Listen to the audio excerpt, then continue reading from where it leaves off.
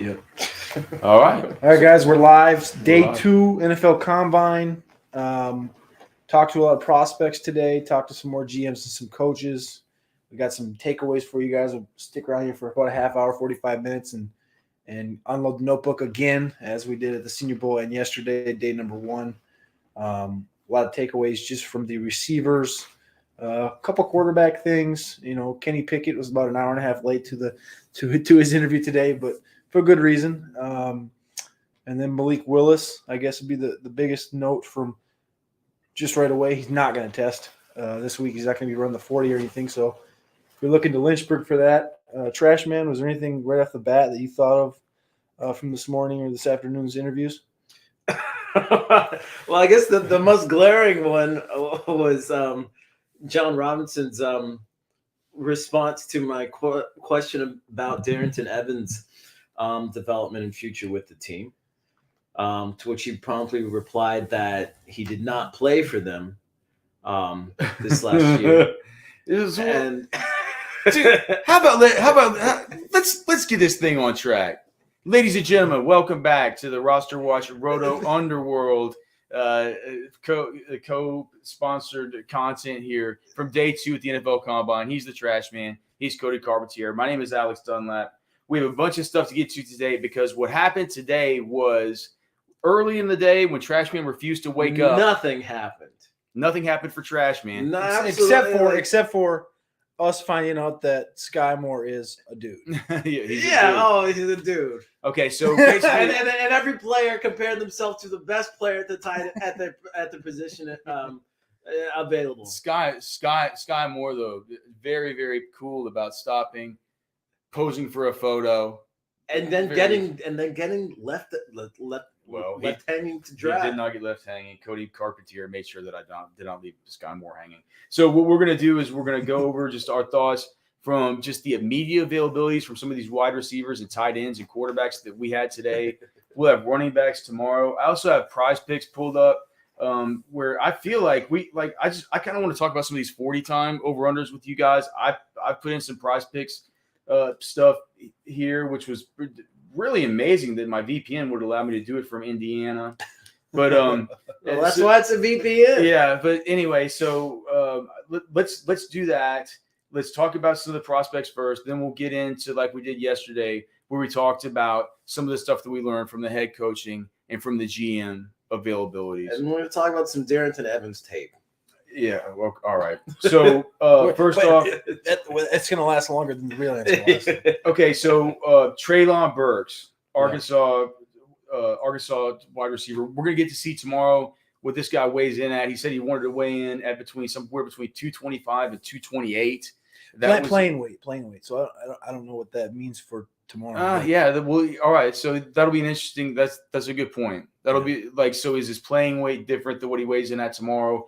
Oftentimes we see these guys maybe come in a little bit light because they're looking to run fast. And let me also say, Cody, I don't know what Pete Bomarito's doing with these dudes in the hallways of the convention center, but they're running around on the carpet in the hallways.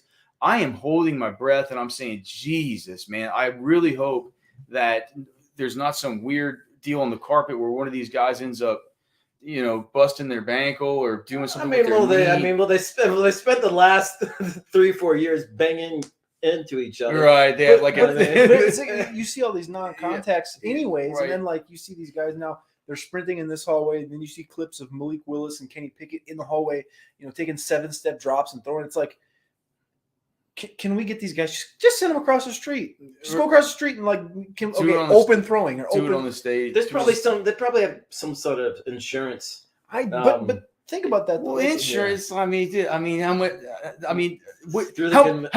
of these guys grow up dreaming about getting their big insurance check because they're tearing their ACL? I'm just saying there's maybe some insurance clause with the convention. So think how bad the NFL would look though if you say Malik Willis tears his ACL in the hallway. The NFL wouldn't look bad. Their idiot trainers would look bad. True. Let's talk about Treylon Burks. He's going to be doing all of his testing tomorrow.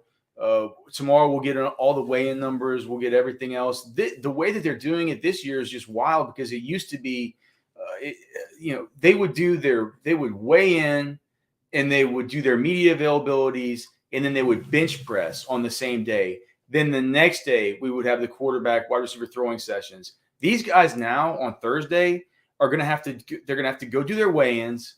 They're going to have to. They're going to have to bench, and they're going to have to do the on-field stuff. Clearly. I mean, bench doesn't matter for do quarterbacks even bench? But I would imagine it's like those guys. You can work out. It would be idiotic to do a bench press dude? before your throwing session, wouldn't it? That's a full day's work. Like, Yeah. So we'll get the official measurements. It makes sense to me, though. I mean, like, I've done powerlifting events. Powerlifting events start. We weigh in at 8:00 in the morning, and you do all these free lifts. You get done at 5:00 in the afternoon. And that's kind of like the similar scale we're looking at here. Is they're going to measure and do all that stuff in the morning, then you're going to go bench, and then these guys, like we looked at the schedule, they're not going to be at the turf until 11 p.m. tomorrow. So it's like you're talking about some of them won't. If their last name it goes through like M through. It's going to be a Z. long day, and that's just like not optimal. And that's a good reminder that we probably won't be able to do another one of these streams tomorrow night because hopefully we'll be inside Lucas Oil, watching for. Our subscribers at RosterWatch, the subscribers at Player Profiler, every rep from one of these quarterbacks and these wide receivers. We're going to be in definitely with the first group. We're hoping to get in with the second group.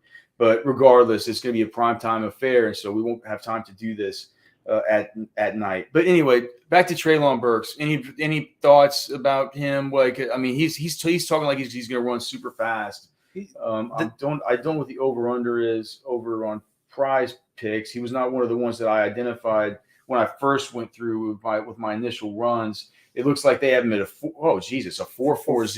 440, yeah. And I mean, again, what's he going to come at? Is he going to come in at 220 pounds?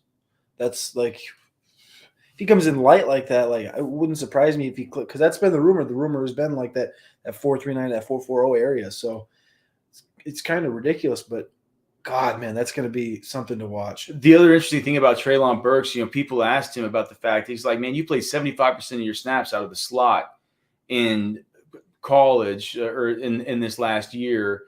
And to me, I'm like, I can't believe it was 70. It feels like he probably lined up 20% of the time out of the backfield. Like Treylon Burks lined up all over the place. I don't have any worries about it. Treylon Burks says he thinks it's harder to play from the slot than it is to play outside. Yeah. He says these dudes at the line of scrimmage, like it's a lot easier to get off a dude at the line of scrimmage than it is to get past a linebacker or a nickel corner and then deal with the safety that they would have over the top for him there. So he said he's going to be fine wherever he plays. I think Treylon Burks, when I looked at his body type, Byron texted me. He said, is Treylon Burks a DK Metcalf? And I said, I'm not sure anybody's a DK Metcalf. But, I mean, DK Metcalf? My original comp for him was an A.J. Brown, and I feel like that's kind of become sort of popular because people asked him how he felt about that comp, and he said that he liked it. Versatile guy that played a lot out of the slot in college. People wondered if he could play outside. He does not seem like he's worried about it at all. I think Treylon Burks, dude, he came in, dude, he was talking about Deebo Samuel. He's like, that's the guy. I was like, what? NFL teams it's clear that NFL teams are talking to him as a utility player that can do all kinds of stuff, like some sort of freaky Deebo Samuel meets, the Cordell Patterson role of this year. Like I'm not sure he'd be getting carries out of the backfield like Cordell. How about Andre Johnson? We got a 6'2", 225 pounds. He gets that early first round draft capital, 4.4, and if he runs at 4.40, which is what Prize Picks has him comped at, you're talking Andre Johnson territory at 6'2", 225. I don't think there's much value in that 4.4 over at Prize Picks, personally. Okay, what about there are other ones that are much better. No, from a value standpoint. Yeah. We think that's I think that's close. I might pick the over. Yeah, it's close. All right, what about George Pickens? The one thing I noticed about Pickens, man, that dude's all business. He was still like, he's all business. He's a super serious cat, man. Like, he's not here joking around. He's not here messing around. He says that he wants to run a 4.3 or a 4.4, which is so funny. It's like there's worlds of difference between a 4.3 and a 4.4. But that was one I did notice on Prize Picks, 4.55 over under. That was the first one that I said, well, if this dude's talking about a 4.3, 4.4, it's a 4.55 over under. Really interested in that, but clearly he was hurt for a whole lot of this year. He talked some about that. He also talked about the fact that he signed some kind of what did he sign? Some sort of he signed like basically deal with sponsorship Tom deal Brady. with TB12. He signed a sponsorship deal with TB12, so he'll be one of their athletes. And he made an emphasis on, Tom Brady's retired, and I'm coming in. It kind of feels like a right fit. Not like changing of the guard. Not like a passing of the torch. That's kind of what he was from Brady to George Pickens. It's kind of like what he was angling at. That wasn't like, okay, Brady's out on the next, but it was more so like the fit just made sense from a, I'm trying to keep that. Well, I think NFL. I think what he was saying was, he says, look, I like this a lot because Brady's going to be retiring, and now they're saying they're leaving the light on for Brady, and Brady's acting like he's still, But what I think what Pickens was saying was, he was saying that he felt like it was cool because, like, now Brady's retired and he's spending a whole lot more time on his marketing companies and stuff like that, and so it'll get him more attention. Of course, George Pickens missed much of the 2021 season, but from the 2020 season, we saw that he had 20% market share at least across everything, and a 32% market share of his team receiving touchdowns in 2020 there for Georgia. And Pickens, he's big. He's big through his shoulders, big through his chest, big through his arms, like some kind of Des Bryant or something like that. Like, I originally kind of comped him to maybe a Mike Williams or a Corey Davis, but when I saw him, I kept thinking kind of he looked kind of Des-like. Yeah. So when I asked him, I said, who are you model your game after? Who do you watch the most? What kind of fits in that role? He said Davante Adams, and then he said, I'm bigger than Davante Adams, and he was dead serious about it. And then I said, with that, what translates to the NFL best? And he's like, my ball skills. I'm best around the ball and downfield, and then causing penalties against defensive backs. I mean, that's after the 4-3 thing where It's contested catches too. Contested catches, yeah. That's with the ball skills, but like, and then the 4-3 thing, which I didn't want to really jump over, but when he said that, he's like, when I say 4-3-4-4, that's what I mean. And when I say that, people say, "Whoa," but I know I'm that fast. So that's like, and you said all business. He was strictly all business. It was like, I'm running 4-3-4-4. Yeah, I'm there. Like, he wasn't having much fun. Yeah. Some of these guys were having some fun talking with the media. I would say, let's talk about Chris Olave, Ohio State. He wasn't a guy having much fun either. He was all business himself. He's a low key kind of dude. Yep. And it's kind of funny because we've talked about the dichotomy of Chris Olave and Garrett Wilson at Ohio State, sort of the difference between the two players. Olave seemingly a little bit more, just not viewed as being as dynamic, maybe a little bit more workmanlike. He's the Alvin Harper to Michael Irvin. But here's the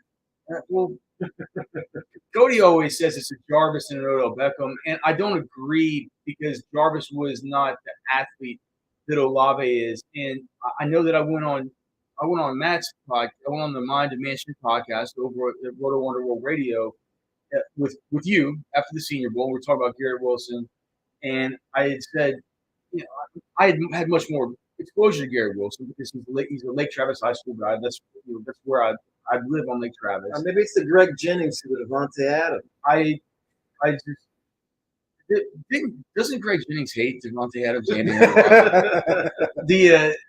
I thought that Olave was I thought that Garrett Wilson was just such a virtuoso, such a go up and get it kind of guy, such a one-handed grab, sticky hands kind of guy. But the more and more I don't want to go back on my take from that show. But the more and more I watch Olave, man, I think Olave is kind of a freak too. And I think on his tape displayed circus catch ability, dude, all over the place. The thing is, he's more multifaceted than Wilson. I think he can do everything Wilson can do. I think he can do more than his craft. His craft is more of a chain mover. His craft is more refined. He's the all-time. He's a better route runner. He's the all-time leading touchdown scorer in all of Ohio State history as far as wide receivers. I mean, he's just like Trashman says, he's a quarterback's best friend. But you take all that stuff, and when you think about that kind of stuff, you think about how workmanlike he is and how this dude can move the chains and what a good route runner is. You forget the fact, like, you look, we say it, like, Prize Picks should be paying us for this show, by the way. They're not. We're not. Like, this isn't any sort of ad for them. But I mean, they had the over/under on his 40 time at 4.42. He's fast. And we were talking with an NFL scout when we got in here on Monday night, Cody. Yeah. saying that you guys are gonna be surprised by how fast Chris Olave runs. Yeah. Just like so, he runs this fast. He looks dynamic. He's so good with his separation. He's a stop-start freak, cut on a dime dude, a quarterback's best friend, sticky hands, workmanlike, but has that so with Olave, I like the way he came in. He was business-like. I feel like he had a good day up at the podium. I thought Garrett Wilson had a good day at the podium too. Yeah, I didn't see Garrett Wilson before you jumped to him. I just wanted to say a couple of things that Olave did say was when he was pressed. Are you the best route runner in this class? He said, "I feel like I'm the greatest. I feel like I'm a great route runner, but that's up for you guys to debate." He was kind of like pushing like that's a media thing. I don't really care about that. And then it basically said, what do you need to do this week at the combine? He said, I don't need to prove anything. I just need to go up there and be me. So he seems like he's pretty dialed in. He's pretty confident in his process. And he doesn't really let the outside noise kind of come in. I truly wanted to ask both Olave and Garrett Wilson who was the better wide receiver between the two of them. Both of them were such nice young men that I didn't want to, if you softened in your old age. Yeah, I mean, if they would have been jerks or something like that, I would have asked the question. But these aren't like GMs where we're going to give them the hard ball, man. They asked them, what do you have that the other one does not? You just don't want to. They were just too nice. You just want to turn friend off friend, man. These are good. These are good young men. Garrett Wilson and Chris Olave. They're going to be. And golly, what a job Brian Hartline has done at Ohio State with these guys. You got my guy Jackson Smith and Ben Jigba coming up right after these dudes, and you can see why Garrett Wilson would leave the state of Texas to go to a place like Ohio State. We got a comment in the chat. I got to say it's kind of funny. Y'all should make a bet on Prize Picks, and the loser takes off his hat. Because we all got hats. No, we got hats. But anyway, and Alex has this weird hunting hat. Yeah. Well, it's my all the time hat. I don't think I've ever seen Alex's hair. You guys saw my hair last night. I didn't have a hat on. All right, so let's go to the next one. You said David Bell. I didn't spend too much time over David Bell from Purdue's table or his podium. I did notice though. I mean, I feel like he looked like he was probably all of 6'2", 205 as he's listed. I also noticed that whenever I always think it's so funny that he loves to continue to comp himself to Allen Robinson, even after Allen Robinson. He loves that.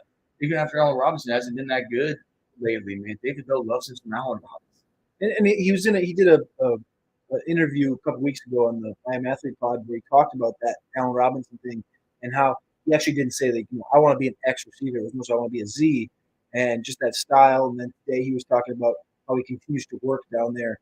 And his biggest thing that I guess people told him was, you're not good yards at the catch. And they asked how are you going to get better at that? And he said that's one of the biggest focuses, just every day in practice. And the best way to do it is every day in practice, rep after rep after rep, is as soon as you catch the ball, make it move. And that was like the one big takeaway I took from him. Just like he was working. He was serious too. He was a very good. He was one of the first guys up on the podium. But yeah, big guy, and I think Allen Robinson might be a solid comp. I kind of think he reminded me of Rashad Bateman when I watched him. Rashad Bateman's look, he's going to be 21 in his rookie year. Rashad Bateman's not that much different than Allen Robinson in the sense that when Allen Robinson was coming out, he was a guy that could do everything. Look, man, that was a chain mover. David Bell plays absolutely fearlessly. It's not what he does after the catch. It's what he does before the catch. It's what he does to sell his routes. He's very, very, very crafty. As far as a route runner, he's slinky, he's silky, he's very good. I was just wondering if he was going to be as big as advertised. I feel like he is, and to me that bodes well for his ability to, continue to improve at the NFL level. And we're seeing these mocks come out where Bell and Bucky Brooks' latest mock went. Forgot where he went. He went somewhere in the first round, maybe 32. Yeah. He's been all over in that the entirety of the second round, and then the first. Did you? I'm looking at some of this stuff, and I'm just seeing Jalen. I haven't seen Jalen Tolbert. Tolbert was in the corner. Okay. They jammed him in the corner, and I walked over there, and there was like a handful of guys over there, but he just kind of was. It really surprised me. He was in the corner A, it was a small school. At B, he really wasn't getting talked too much. He just kind of sat over there, and again, like I told you, I think you're talking to Garrett Wilson at the time, and I walked over there, and I was just like, This guy, Yeah. he's just a brick Just a shithouse beast, for being man. 6'2", Yeah. 195, 200 pounds. This is gonna be a guy, and I just What about Drake London? You go over there and you see him, and he talk. You ask him what his best route is, and he says any route's my best route. He's a very confident young man. I'm not sure how fast. I'm still working on my final evaluation on him. I'm not sure how fast he's going to be, and we're not going to find it out here. Did he say he's not going to go? Yeah, the way he worded it was, I'm 15% away from getting 100%, and that he plans to run his pro day. But So he's 85%. that's what I'm saying. It's the weirdest thing ever. Okay, but think about that though. Like, so maybe at one point he could have ran a 4.45, and he's hurt. Now he's at 85%. So even if he gets back to 100%, guess who never got that full 8 weeks of 40-yard dash training? He's going to go out there. So it would not surprise me if he runs something that's very disappointing as pro day if he runs. So Did you really think when you saw him today that he's truly 6'5"? oh yeah, he's all of 6'4", 6'5". But I think he's probably closer he just to looks slender. I Right. thought he looked slender. Yeah. He wasn't thick like Burks or like Colbert.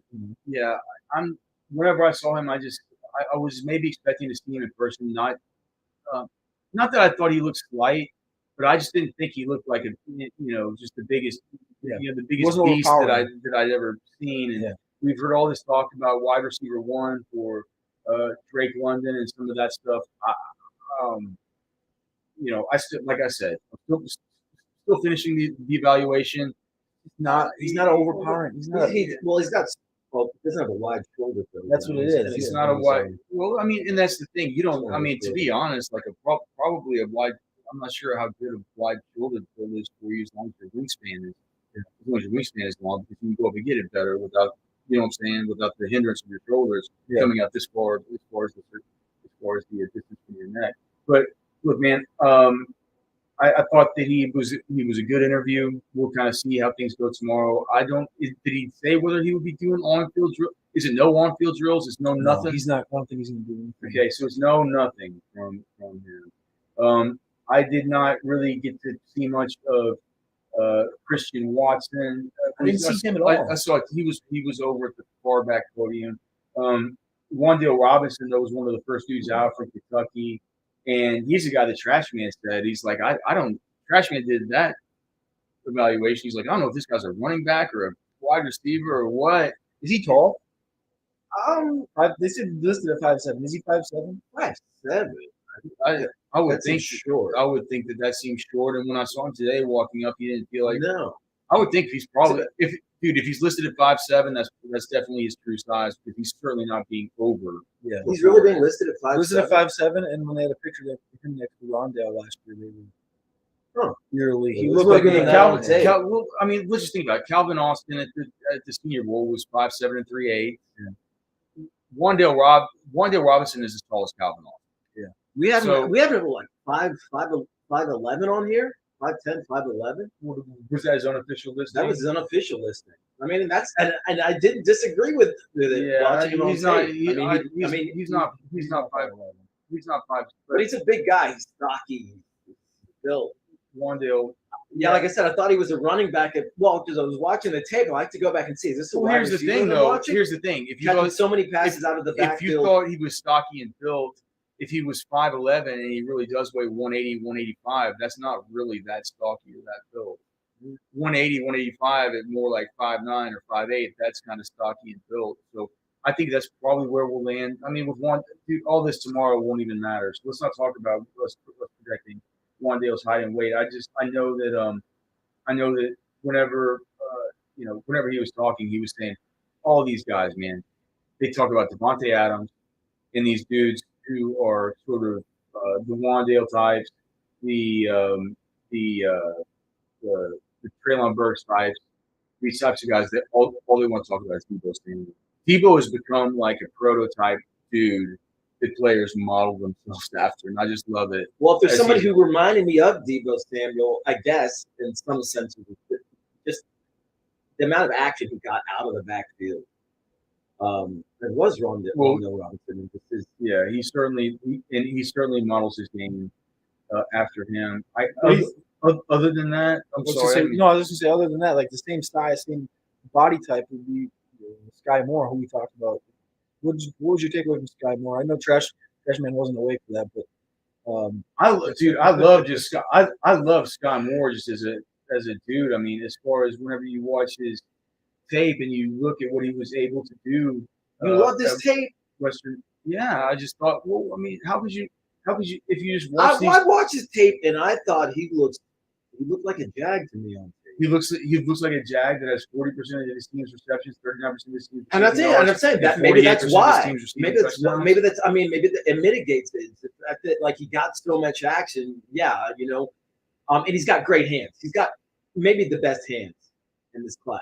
And I think that combination, bodes well for someone like that. But a lot of the tape I watched was him catching the ball and falling down and getting tackled. I think he might have missed some games. Like I'm not sure. Like his hands, PFF has him with 4 drops in 2021, so that's more than a lot of these guys. But I mean, I do agree. Generally, he looks like he has really good hands. He's a tackle breaker. He's good in space.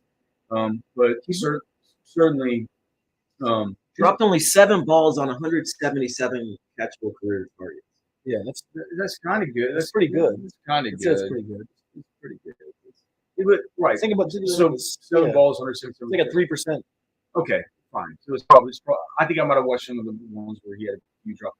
But I like Sky Moore more than you. What are we talking? I'll tell you what. Maybe you like Sky Moore. I don't. I mean, I'm just saying from the tape. I just like. It How didn't can you really say line he's up a Jag? to me. He is the offense. No, it didn't line up to me. He's the offense. I understand that. But he just. I mean, like I didn't see a special player on tape. Okay. Well, he didn't pop. He's got the moxie. I thought the film was requisite. Obviously, we talked about the numbers already, 40%. When I saw him, it was just one of those guys that you walked up on, and he was in the side tables as well. He's a guy that just literally had like 3 people around him. And the energy was just like different when you were like, okay, what's up, Sky? And he was just boom, right there talking, positive. He was not sleepy. Like some guys show up, they were just like he loves talking football. He loves talking football. And my favorite thing was, on your mentality. And this is some of my favorite questions, kind of how I judge these guys is. And he's like, what's your mentality when you get the ball in your hands? And he goes, well, I want to score, and I don't want you to touch me. And it's like, I don't know. I really like when they attack questions like that. It's like, well, I like. How you gonna score without touching somebody? Be great in this offense, and I want to help my quarterback. It's like I want to get the ball, and I don't want you to touch me, and I want to score. The Alabama guys, Jameson Williams and John Mechie. It's hard to really know with them. They're not going to work out. Of course, they're both coming off of injuries. John Mechie, he's expected to be medically cleared by June. I'm not sure exactly when Jameson Williams is. His injury occurred, very, very in the 6 weeks. He had surgery 6 weeks ago. Yeah, in the college football playoff. And so, but the positive on him before you move on past him is he said that he was walking no brace. I watched his ass walk up. Like everything was fine. Perfect. And then he said there's no brace. He's been doing running motions in pool. So and that's 6 weeks is.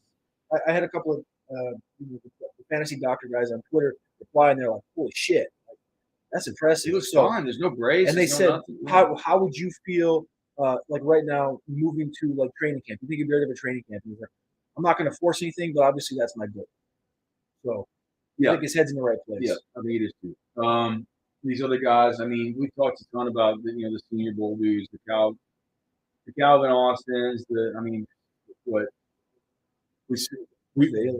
We almost got no dubs today. Yeah, but Romeo Dubs ended up coming out. That was my favorite. I don't know, man. You got anything on the rest of these? Braylon Sanders. Danny Gray. We talked about him before, man. He did say that he was hoping to run a low 4.3s 40. Cody and I, we talked about on the stream last night. Cody and I got in on it. Danny Gray, fastest overall and fastest wide receiver just before that thing just plummeted. So we'll definitely be big Danny Gray fans tomorrow as far as his 40, but I'm sure it'll be somewhere in the 4.3s, based on just everything we've heard from different scouts and everything else. What was your deal with Danny Gray before he got a little bit banged up at the Senior Bowl? Did you Like, I did you didn't- like what you had seen? I liked him more than I liked Reggie Roberson, and then obviously Reggie Roberson doesn't show up. I know Trashman, you like Danny, right? You like Danny Gray as well. I think I like Danny I Gray. just thought he separated better downfield. I mean, he prototypes as that downfield threat. So, 4.3 speed, man, can't teach it. I can't remember who said it today, but somebody said Jameson Williams may be the guy. He said you can't teach my speed or something like that. So it's different. Let's see. So, Jahan Dotson, we didn't mention him. I didn't really get to see much of him He was dialed in. at the podium. I know I got so tilted whenever people kept asking about, you know, have you been? It was so many reporters going up and asking, have you talked to the Steelers? Have you talked to the Bengals? Have you talked to the Cowboys? Have you talked to, you know, what do you think about Coach Mike Tomlin? It's like, come on, dude, you can't just waste all of our time with some shitty blog post you're going to write for your Steelers fan blog about what this dude says about the Steelers when he's met with them for 30 minutes, you know, one time over Zoom. To any reporter out there too that hears this, I doubt any of them will because we're all stuck in these small worlds. But these players openly say that they have informal interviews with all 32 NFL teams. So on day 1 and 2 of the NFL Combine, you don't need to ask these guys who they talk to. All right. So let's talk about just some of the let's talk about some of these wide receiver 40 times over unders here that they have on Prize Picks. And you guys tell me what you think goes over or under. I'm gonna say it, then I'll go 1, 2, 3, and then you say over or under. Right? All right. So Jahan Dotson 4.39. 1, 2, 3 Under. I think he goes over. I think it's over. I'm not sure Over? if one of the 4 threes. Really? I think he's more cat quick than he is fast. It was kind of always watching Jahan Dotson. He was like a Deontay Johnson type of guy. Maybe not super fast, but definitely so quick that he makes you look like he's like that. Garrett Wilson, a 4.44. 1, 2, 3 over. Both of you guys say over. Treylon Burks, a 4.4 flat at 200 and we'll see how many. Give us a body weight. If he weighs 225 pounds, Treylon Burks at a 4.4 flat. 1, 2, 3 over. I agree. We talked about Wandale. So Wandale at a 4.45. 1, 2, 3 over under. I kind of think I'm with Trashman. Really? I think he goes under. And then the one that we talked about earlier, the George Pickens 4.55. I just think that's an automatic under. Yeah. I think the Chris Olave at 4.4. Here's this one. Chris Olave 4.42. 1, 2, 3 under. I'm with Trashman says over. Cody says under. I'm with Cody. I think he goes under. He was asked in the hallway by Jordan Reed. Shout out After Draft Network. He's asked, are you going to run a 4.3? You got a little picture of him. He's like, you're going to run a 4.3 in the 40, and he said, maybe. Or like, we'll see. And he like winked at him, and I was like, that's the confidence. Like you talked about, Olave's got that, I didn't start winking at people until much later. Anything that you guys have on the prospects other than what we've sort of talked about so far that I didn't kind of steer the ship towards. Otherwise, we can talk about some of the stuff we got. I just don't see how Wandale Robinson is 5'7". We're gonna see tomorrow. Trey Mcbride. Trey McBride is one that I caught for a little bit. Obviously, I didn't jump in the whole time because of the Senior Bowl. We loved him. But one of the things I did catch was he was talking about run blocking and how that came first for him. And he's always loved being physical in the run game and just like that being something that he really wanted to bring to the NFL and dominate with. And just people, whenever I came back saying from the Senior Bowl saying that Trey McBride was the best Senior Bowl tight end that I remember seeing. He was better than Troutman, better than Dallas Goedert, who was only healthy for a day, but like better than O.J. Howard, who at the time was a big monster name. Evan Ingram was there that year. And people said, well, why didn't you only catch one touchdown after he had all these yards and stuff? People asked me about things like we were always in 13 and 14 personnel for Colorado State down at the goal line. It's just like it is what it is. And he's like, I wouldn't take it back because I wanted to score the touchdown. Like I wanted us to score the touchdowns. That's how we were built to do it. That's how we were going to do it. Clearly, he has every ability to be able to be a red zone threat. at the NFL level. We started the Senior Bowl. He's going up against the best seniors in the country down there in the red zone. He's basically built for it. I can't believe that they didn't have something where it's like, well, if you're 13 personnel, why don't you slip this dude out? And just it's like it's so ridiculous that you wouldn't. But anyway, all right. So let's move on to the portion here. Let's just hit up some of the availabilities. Let's maybe start out with the Titans. So I asked the Titans GM John Robinson today if the Titans are going to bring back Deontay Foreman. Mainly just for fantasy. It's like if Deontay Foreman's there and Derrick Henry's there and there's some sort of satellite back there, my worries were there could be something where they try and Derrick Henry's going to be 28. My worries are he's 28 with the legs of a 26-year-old. With the legs of he's 28 with the legs of like some sort of creature that came from outer space.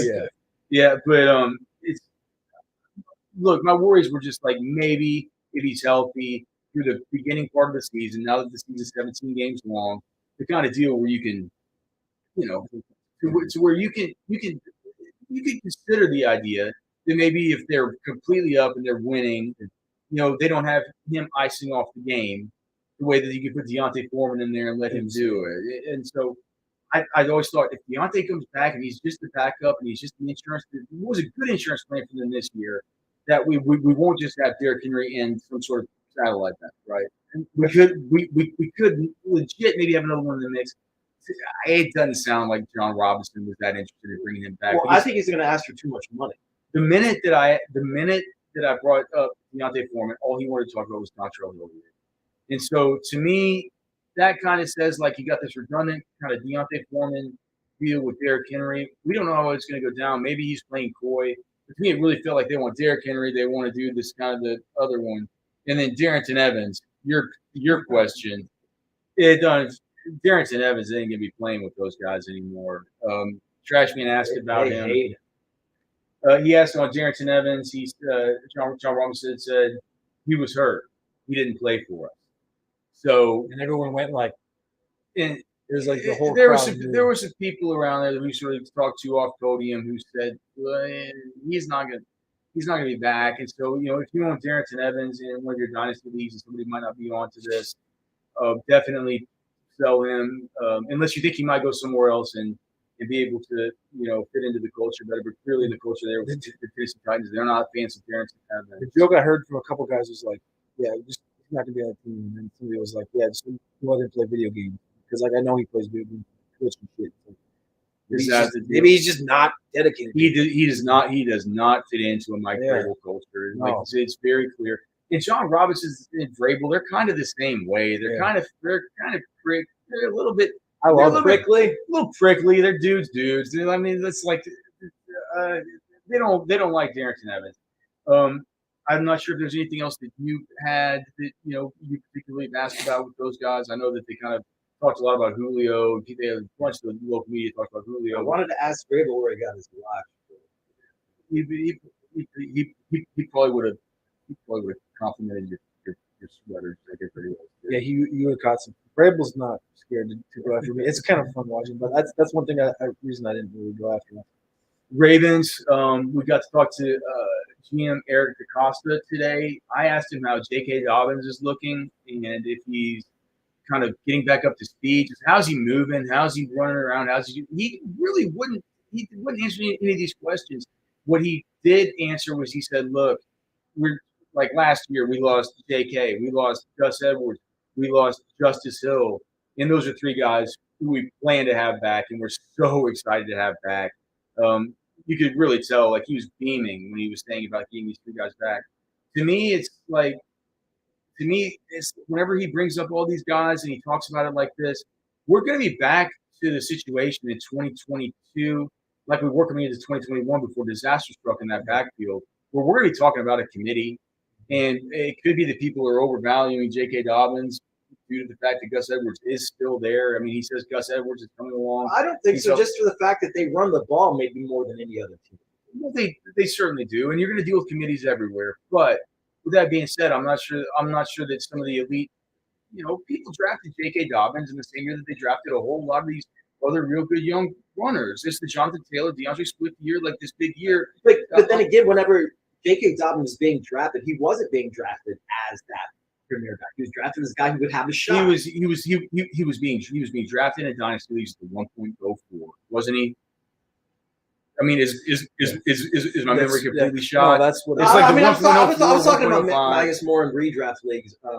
Right. For Dynasty. Dynasty spot though was we were looking at him as that guy that could be. Yeah, that guy that could be, but he wasn't going to be given anything. You know, he worked his way into that role. But I think when as prospects, it was like it was. I think the hierarchy was like Taylor, and then it was the Swift and Dobbins thing, and we've seen what Swift and Taylor can do. And I just don't know if Dobbins is ever going to get that full opportunity that those guys have gotten.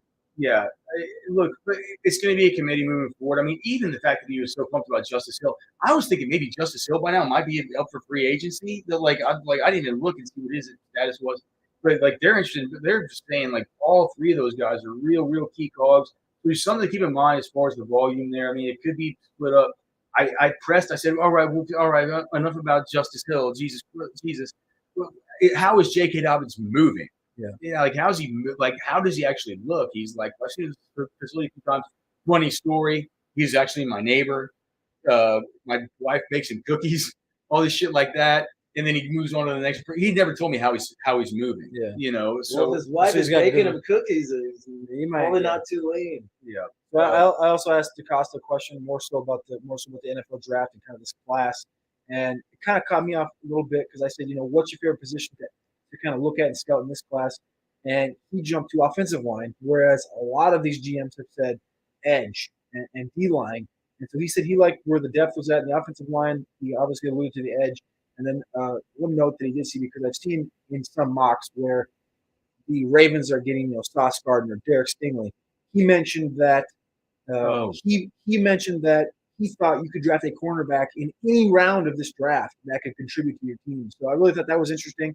For me, that tells me they're not going to take one in round one, and they're focusing more on the interior, which I think they should be. So no, that's interesting. Yeah, golly, you just think about it. You mean they're not going to draft another receiver? You think about it from you think about it from a logical standpoint. How depleted that. I'd have to go look and see who else is set to be free as far as I think it's a backfield. But I mean, they lost five of the, and they kept losing them. Five of their first five guys up by the end of the season. They were all done. Jets GM Joe Douglas. I asked him about Michael Carter, what the year one evaluation was on Michael Carter, and what he thought the optimal number of touches for a guy like Michael Carter was after getting to see him for a year in that offense. I'll just read what he said. He said, young MC is what they call him. So I'm going to start calling Michael Carter Young MC. I love that. That's the move. He said, young MC's a dude, unbelievable contact balance, elite feet, a weapon out of the backfield in the passing game, really good hands. In terms of optimal carries, touches, that's dictated on a game-by-game basis by our staff, but this offense has had a lot of success with a really strong rotation. But we do love Michael. So basically, I think that's like we love him, but we're still kind of need a committee. Yeah. But he's going to be the 1A. I think that's kind of where that's kind of the way I feel. Because you can tell when these teams, they talk about these guys that they love. I mean, he loves him from Young MC. Exactly, Young MC. Like, this dude's got a nickname. This dude comes in, he said he elite contact balance. Think about that in comparison to where's Darrington Evans fit this offense?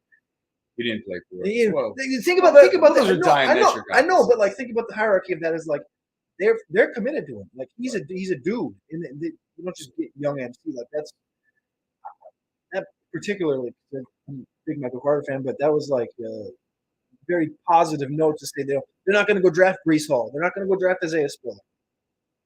Joe Douglas was asked about Braxton Barrios, who apparently is going to be commanding some kind of deal on the open market. And he said, look, you got to bring back guys who do everything the right way. And Braxton did everything the right way for us. It feels like they're going to be interested in Braxton Barrios. I couldn't believe that Cody was able to do it, but he actually got in a question about our boy Denzel Mims.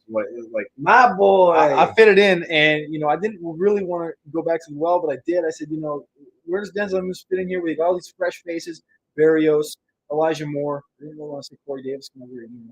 And I said, has the ship sailed? And he went back to, no, I wouldn't say that. Obviously, he was injured all season last year, but no, he didn't say that. He said he had sickness or whatever. He said he had his bouts with sickness. And was that still from that bad salmon? The salmon was bad. And why did he have multiple bouts with sickness over this? He got a weak stomach, or he must be not eating gluten or something. But I don't know what. Hey, I don't know what it is. But anyways, he said that he was still committed to Denzel, and that he thought Denzel was, making positive moves inside the facility. So, I hope so. He was my favorite receiver in that class. Yeah, he's a good one. He was certainly. Senior I think Bowl he was stud. certainly my favorite at that Senior Bowl, and that Senior Bowl had guys like Chase Claypool and Michael Pittman there. So yeah, we call him Motel Mims, man, because he's like Motel Brady, where you leave the damn light on. Where you leave the light on. Okay, 49ers. So we had GM John Lynch today. I asked what happened to Trey. What the hell happened with Trey Sermon in 2021, and what the expectations were for Elijah Mitchell coming into this year. Basically, what they call. So speaking of nicknames, they have a nickname for Elijah Mitchell too. They call him Drano, which I'm not sure is. I think I like Young MC better than Drano. When you said it, I was like, they call him Drano because they say he's like the drain unclogger that you can put down into the drain that can find the little crevices and the crannies in there to be able to get through and clean everything up. They just say he's just so good through the line of scrimmage like that. I mean, so I guess that's kind of neat.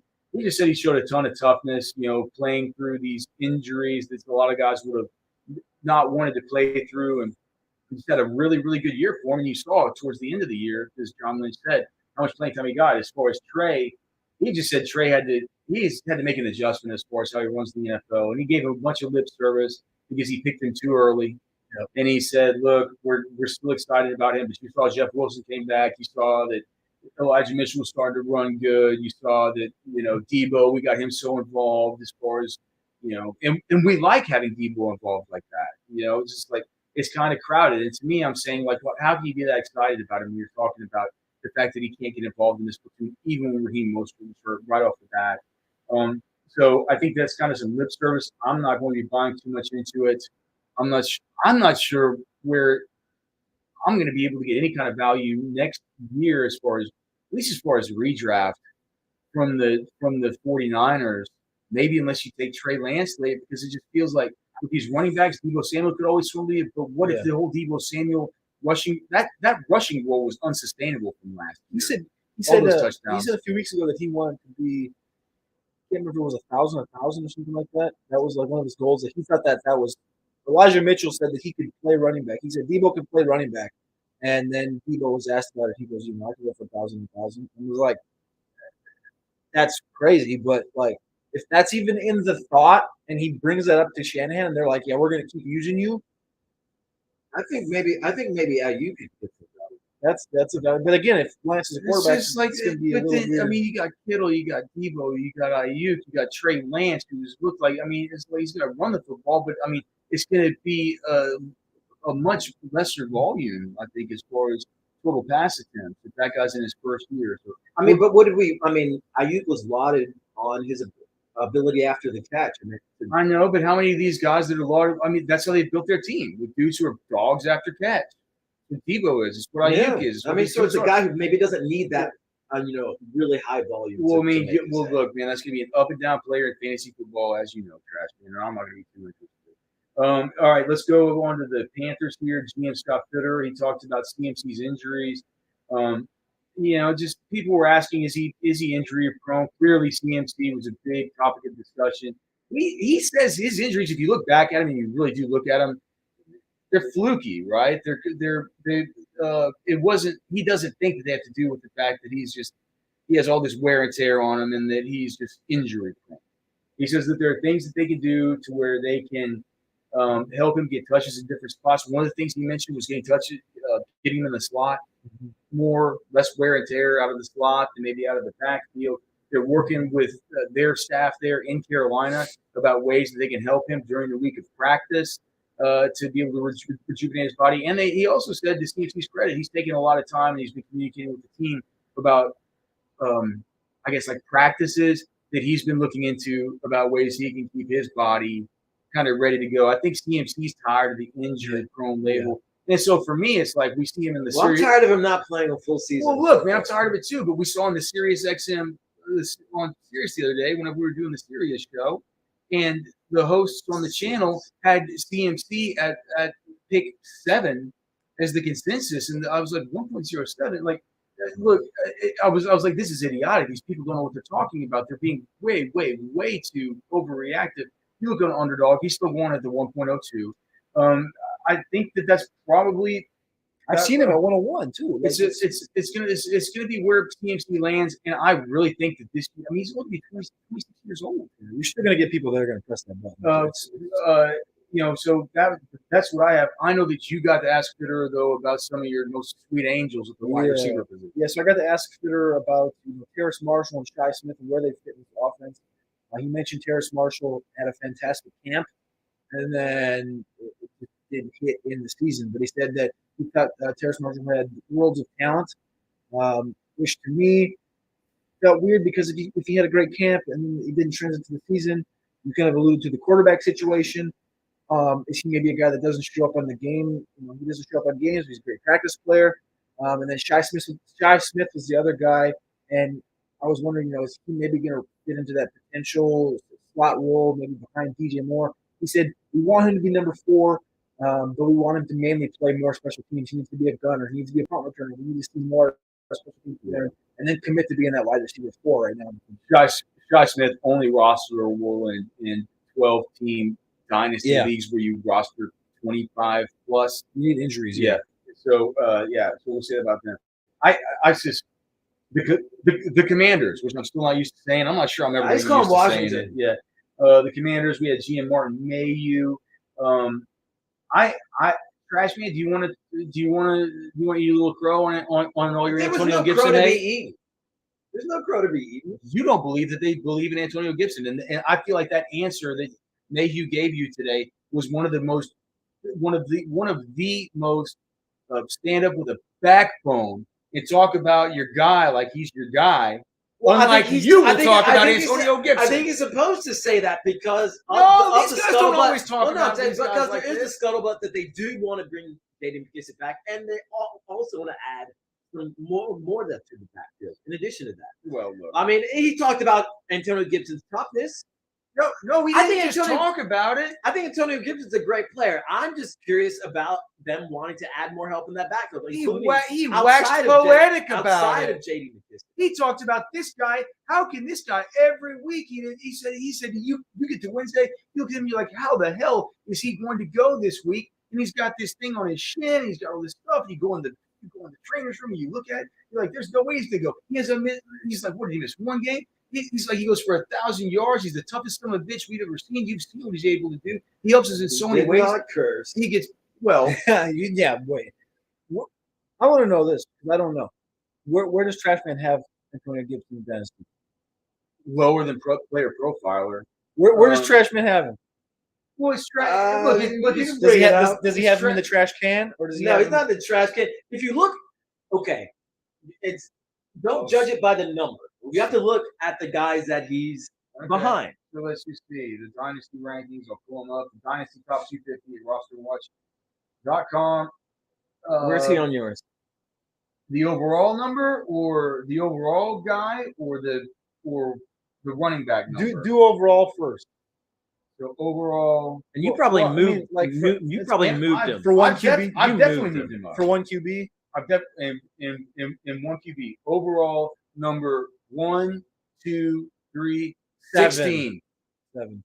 What do you have at running back then? Running back, and I think it's fine. I think he belongs with Cam Akers and Travis Etienne. I think that's like that's the right. So you got we talked about Etienne yesterday. So you guys have Etienne. Well, maybe you have these. We have Gibson 5, Akers 6, and Etienne down to 11. We have Akers. Trashman has Akers to Antonio Gibson is between running back 9 and 12. Okay. I think we need to bump Akers. I think we need to bump up all. I mean, Akers. You saw what Akers was going to do. But here's the thing. I saw what Akers didn't do in the Super Bowl. Here's the thing about Trashman. He's still in love with Nick Chubb being above either of those guys. Really? And to me, I don't understand. Maybe you could explain that here. Like, Yeah, I was gonna say we have him at 17. That's like I mean, Nick Chubb is still, is he 26? 26.1. Chris, you're just talking about how Christian McCaffrey's 26. and Nick Chubb is one of the best pure runners that we've seen ever. Absolutely. And he gets the touches. 3 months there. And he gets the touches, even with Kareem Hunt there. Yeah, but he's not going to get the receiving work of Antonio. That's what I'm saying. You can't have a guy like that and stop. I think that probably that's an adjustment I think we need to make. And he doesn't have the injury proneness that Antonio Gibson does. Well, Antonio Gibson, how injury prone is he? He played. Yeah, I was gonna say you were worried all week, but he played. He fractured his shin. You were worried all week, but he played. We got injuries. And he was fine. We got concussion, MCL sprain, calf strain, rib injury. Like he's been. Those are not. Come on, Trashman. 3 games. We're talking. That's not considering how much he touches the ball. That is mine. Okay. So anyway, as far as I asked Martin Mayhew about J.D. McKissick. He's a free agent. He was last making, I thought, Cody, on your great article, the other player profiler that I've been using during these availabilities. When I'm talking to these GMs about these, I think he was making 1.625 million last year. It doesn't seem like Mayhew's going to have that kind of money this year, especially with what they've said that they're going to be canvassing the league world. They want to bring back Cam Sims, and they're meeting this week with Terry McLaurin's agency in Indy about giving him the extension. So like, there's some things that they got to pay for. They just get Logan Thomas. I can't believe that. I can't believe that Logan Thomas deal. I looked at that today. I mean, they're giving Logan Thomas $8 million a year, and they're paying him for the next 2. So there's some stuff going on there. But they basically said, look, with J.D. McKissick, we want a bag of stuff, but we understand if coming up to the 16th, if there's another team that really wants him, we can't say like, hey, wait around for us. Like we can't guarantee him a spot. And he's out the door.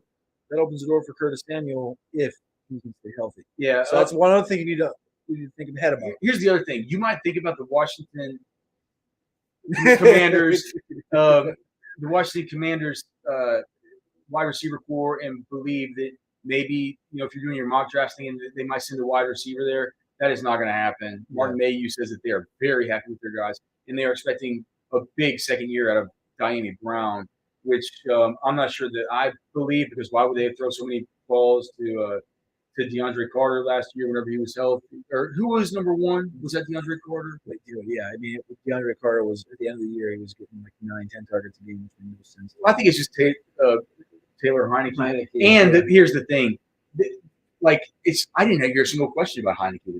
I did. So it was all. I asked about a quarterback. That's all they talk about. Well, and then Mayhew said, "Let me first say that I love Taylor Heineke. Love what he did for Rivera said with Josina Anderson after we had already left, they did a one-on-one sit down, and Rivera said that they want to go for a veteran. So I don't think they're going to be drafting a quarterback. Well, that sounds like that. I mean, but do remember this time of year, all you're going to hear is lies, lies, lies. But not from your boys here at Roto Underworld and your boys here at RosterWatch. All right, so let's go on to Eagles GM Howie Roseman. Yep.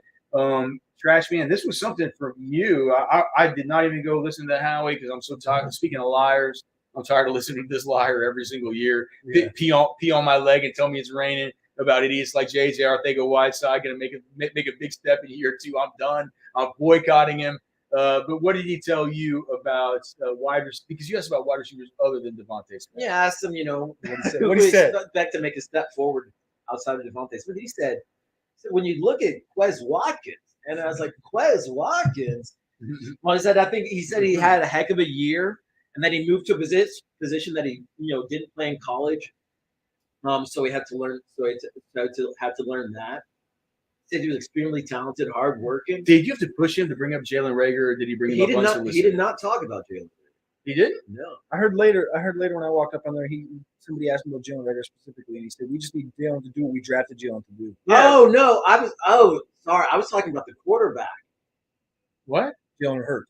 Oh, Jalen Hurts. Okay, no. Reagor, the wide receiver from DC. Yeah. No, Hurts is who I'm talking about. That's who he said he needs to do things. That was in context. with Oh, Quez. I thought I it was think Rager. because I was talking about the receiver core, and he says he brought up Quez, and he's like in addition, like Jalen needs to be a better quarterback, basically. For these wide Oh, receivers. okay. Whenever you send me the transcript from your quote, I thought since you'd asked about the wide receivers. Yeah, it seemed like it was kind of a non sequitur in a way, but it was related to the wide receiver. You asked about wide receivers not named Devontae Smith, and Jalen Rager's name didn't even come up. No. So Watkins, baby. Quez. Okay. Watkins, baby. Finally, let's finish.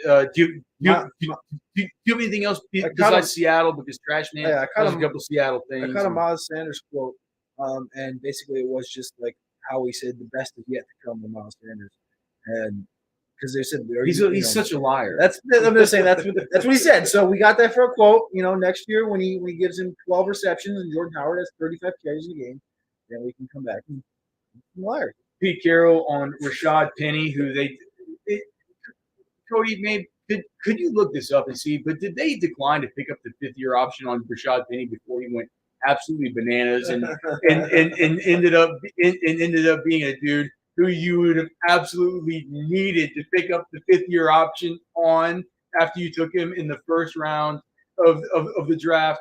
May 3rd, 2021, the Seattle Seahawks declined. Okay, so they declined to pick up the 5th-year option. I would have declined him then too. Trashman asked about Rashad Penny. He said, Pete Carroll said it was so obvious when he was fully recovered. Did he really like a finely tuned Ferrari? Yes. He talked When about he got being a going, finely tuned machine, he like a ripped. Ferrari. His explosiveness was so obvious. He's super psyched about it. he As old wants as to Pete come Carroll back. is, he's the most animated, like, go-getting, like, coach of all of them. We want to get him back. He's on the autograph row and he's just like signing it. He's like, oh, we got some USC Trojan shit. Let's go. And I was like, Yeah, dude. Okay, Chill out. Dude's got a motor. chill okay, out. so we got one more guy to talk about. But before we get out of here, just remind you, follow Cody on Twitter at CarpentierNFL. You can find Trashman and I at RosterWatch. Of course, Cody's content over at playerprofiler.com. You can find us at rosterwatch.com. We're planning to have this stream tomorrow unless we kicked out of the second session of quarterback wide receiver drills. Trashman, I'm going to ask you who this quote is about.